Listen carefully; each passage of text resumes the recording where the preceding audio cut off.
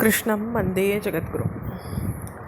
துவாரகையை தாக்கிற சால்வனை பிரத்யும்னன் எதிர்க்கிறத 26வது தசகத்தினுடைய முதல் ஸ்லோகம் விவரிக்கிறத நம்ம போன ஆடியோவில் கேட்டோம்.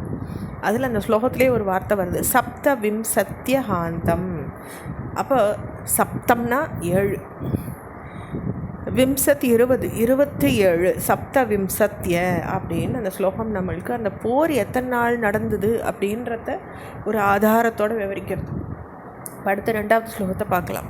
தாவத்வம் ராமசாலி துவரிதம் உபகதஹ கண்டித பிராய சைன்யம் சௌபே சம்தம் ருந்தா சச்சல கில கதயா சாங்கம் அப்ரம் சயேத்தே மாயாதாதம் யஹிம்சீத் அபிதவ புரதஸ்தத்வவ்யாபீஷணார்த்தம் ஞாக்ஞாயீத் பாஹுரேகே ததிதம் அவமதம் வியாச ஏவத்ஞஷேதீத்.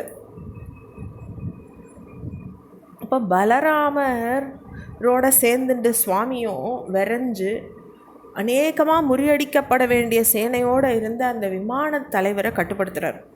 பிறகு தன் கதையால் சாங்கம் அப்படின்ற வில்ல அவன் சுவாமியோட சாங்கம்ன்ற வில்ல கையிலேருந்து நழுவ வச்சு விடுறான். அப்போது உம்ம மண்ணிலையில் மாயால் தோற்றுவிக்கப்பட்ட உம்முடைய பிதாவின் உருவை கொன்னுட்டதாக காட்டுறான். அப்படி ஒரு மாயா லீலைகளை அவன் பண்ணுறான் சுவாமிக்கிட்டேயே. அப்படியெல்லாம் பண்ணிடும் பொழுது அரைநொடி நேரம் அதை உம்மாலும் அறிய முடியலன்னு சிலர் சொல்கிறாங்க. இந்த அறியப்படாமல் பேச்சை வியாசர் மறுத்திருக்கார். ஏன்னா கிருஷ்ணரால் சித்த மனிதத்தன் மேலே சித்த நேரம் மூழ்கியிருந்தார் கிருஷ்ணர். பிறகு அது சால்வனால் பிரயோகிக்கப்பட்ட அசுர மாயைன்னு தெரிஞ்சுட்டு மயனால் கற்றுக் கொடுக்கப்பட்ட வித்தைன்னு சுவாமி புரிஞ்சுக்கிறதா பாகவதம் சொல்கிறது. அப்போ சித்த நேரம் அந்த மயக்கத்துக்கு சுவாமி ஆட்பட்டார். ஆனால் அவரால் அதுக்கப்புறம் சால்வனுடைய அந்த விஷயத்தை புரிஞ்சிக்க முடிஞ்சதுன்னு சொல்லப்பட்டிருக்கு. அடுத்து 3வது ஸ்லோகம் 86வது தசகத்தில். க்ஷிப்தா சௌபம் கதாச்சூர்ணிதம் உதகநிதௌ மங்ஷு சால்வேபி சக்ரேன உத்கிருத்தே தந்தவக்த்ரே பிரசபம் அபிபதன் அப்யமுஞ்சத் கதாம் தே கௌமோதக்யாஹதோசா அபி சுக்ருதநிதிஷ் சைத்யவத் பிராப்த தைக்கியம் சர்வேஷோம் ஏஷ பூர்வம் த்வயி திருதமனசா மோக்ஷணார்த்தோவதாரஹ. இதில் சால்வனை வீழ்த்தும் பொழுது சுவாமி என்ன பண்ணுறாருன்றது சொல்லப்பட்டிருக்கு. ஷிப்த்வா சௌபம், சௌபம்ன்றது சால்வனுடைய விமானம். அதை முதல்ல கதையால் உடைச்சி தூளாக்கி சமுத்திரத்தில் வீழ்த்திடுறார் சுவாமி. அதாவது இப்போத்த சேட்டலைட்டு ராக்கெட்ஸ் மாதிரி நம்ம நினச்சிக்கணும். அவள்லாம் அப்போ ஒருத்தரும் ஒரு வரத்தில் ஒரு மாதிரி விஷயங்களை வச்சுருந்த ஆயுதங்களாக பிரயோகிச்ச அஸ்திரங்களாகட்டும் அவளுடைய விமானங்களாகட்டும் எல்லாமே சயின்ஸ் பேஸ்டு. அப்போ அதெல்லாம் நம்மளுக்கு இப்போ ஒன்றா ப்ரூவ் ஆகிட்டு வரதை நம்மளால் பார்க்க முடியாது. அப்போ இதுவும் அப்பேற்பட்ட ஒரு விசித்திரமான விசேஷமான விமானம். அப்போ அதை வீழ்த்துறார் சுவாமி. அப்போ அவனுடைய நண்பன் தந்தவக்தரன் எதிர்த்து உண்மையில சக்கர ஆயுதத்தை ஏவினான் இல்லையான்னு சுவாமியை கேட்குறார் பட்டத்திரி. புண்ணியத்துக்கு உறவிடமாக இருந்த அவனும் கௌமேதகி அப்படின்னு உம்முடைய கதையால் கொல்லப்பட்டு சிசுபாலனை போல் உம்மக்கிட்ட ஐக்கியம் அடைஞ்சான். அதாவது புண்ணியம் பண்ணவாதான் அசுராளாக பிறந்து சுவாமியோட ஐக்கியமாறா. எல்லா உயிர்களுமா சுவாமியோட ஐக்கியமாறுது இல்லையா? அவளும் புண்ணியம் பண்ணவாளாக இருக்கவாசி இந்த சால்வனும் சுவாமியோட ஐக்கியமாறான்.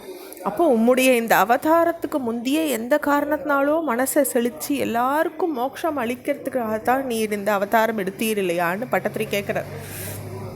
இதில் நம்ம ஒன்று தெரிஞ்சுக்கணும். தந்தவக்தரன் கிருஷ்ணருடைய அத்தை ஸ்ருதி தேவியினுடைய புத்திரன். சிசுபாலனும் தந்தவக்தரனும் பூர்வத்தில் வைகுண்டத்தில் துவாரபாலர்களாக இருந்து சனகாதியர் சாபத்தால் பிறந்தவா. அப்போ சுவாமிக்கே அத்தைக்கு உறவாக பிறந்துட்டு அதுக்கப்புறம் அவர் மூலமாகவே அவளுடைய கதியை அவள் அடைஞ்சிக்கிறான். அப்போ இதுக்கு எல்லாத்துக்கும் சாபம்னு ஒன்று இருந்தால் கூட அவளுக்கு பூர்வ புண்ணியமும் இருந்தது அப்படின்றத நம்ம தெரிஞ்சுக்கணும். அடுத்த ஸ்லோகம். त्वय्या याते तजाते किल गुरु सतसि द्यूतके सम्यतायाः அக்ரந்தந்தியா யாக்ஞசேன்யா சகுரணும் அக்ருதா சேலமாலாம் அனந்தாம் அன்னாந்த பிராப்த சர்வாம் சஜமுனி சகித திரௌபதி சிந்திதோத பிராப்த சாகான் நமஸ்னன் முனிகணம் அக்ருதாஸ்திருப்தி மந்தம் வனாந்தே. அப்போ சுவாமி துவாரகைக்கு கிளம்புறார். அப்போ கௌரவ சபையில் நடந்த சூதாட்டத்தால் பணயம் வைக்கப்பட்டு